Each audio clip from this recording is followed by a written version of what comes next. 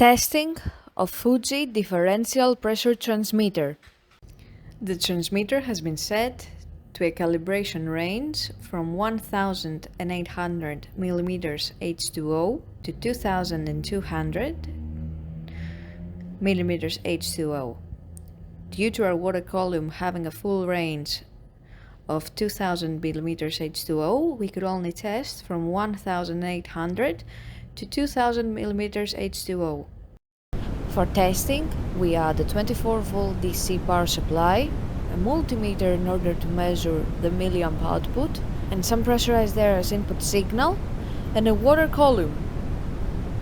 By manipulating the input signal, we see that the unit reacts accordingly and outputs the 4 to 12 milliamp output signal according to the input signal of 1800 to 2000 mm H2O.